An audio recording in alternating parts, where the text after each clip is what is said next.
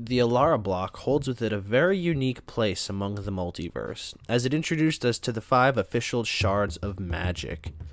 A shard is made up of 3 different colors that are adjacent on the color pie, or 1 color and its 2 allied colors.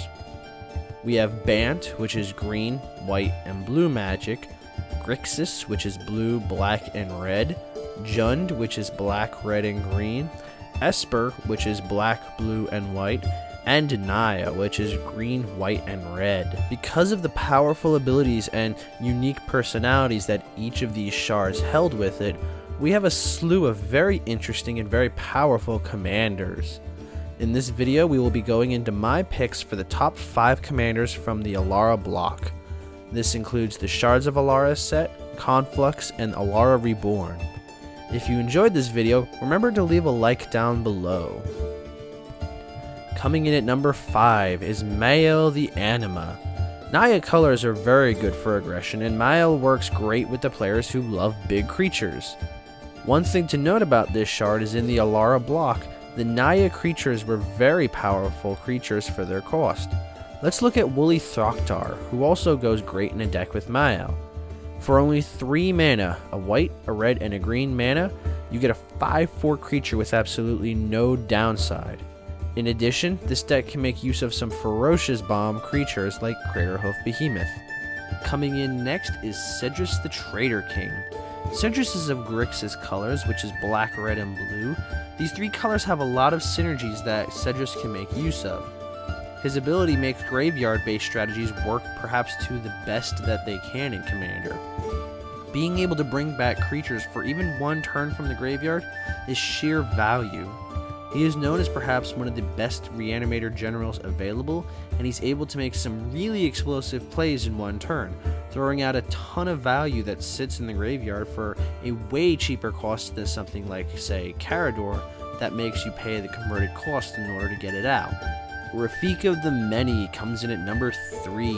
He is perhaps one of the best choices for a Voltron commander. Rafik is a highly powerful general.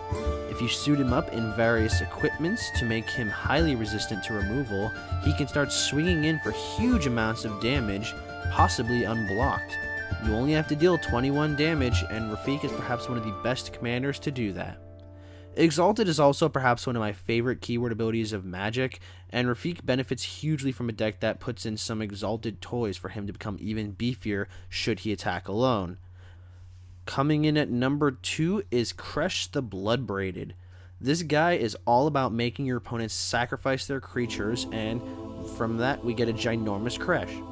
We want to run a ton of sack outlets, which will help clear the way for our Titanic Kresh to one-shot any opposition.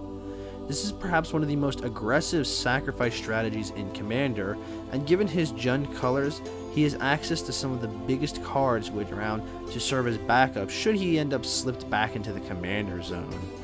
Before we go to our number 1 spot, a quick honorable mention to 2 specific commanders who, while I wouldn't necessarily have put them at any point of this list, they definitely brought something important to the table that I feel needs a little bit of recognition. Child of Alara and Progenitus are both 5-color commanders, which is something a little uncommon in Magic. You have a few, but I would say when it comes to splashing for a 5-color, something like Child of Alara might be a great option. The 2 of them offer significantly different strategies, the Child of Alara focusing on clearing the board over and over again with his ability, and Progenitus, while having a seriously difficult guy to hard cast for a ridiculously tough to remove body, is a pretty interesting possible Voltron commander, but I've never tried building a Progenitus to know what the best way to build this is. Having access to 5 different colors allows you pretty much as much flexibility as possible over your deck strategy.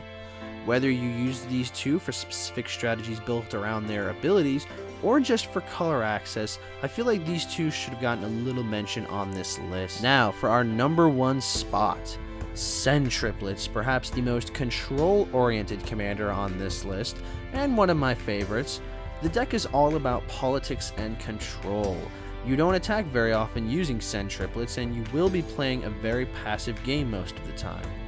Board Wraths are our friend, and access to both black and white gives you just about every board wipe possible.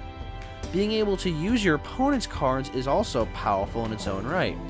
In addition, following the updated commander rules regarding mana production, say you have Chromatic Lantern out and send triplets.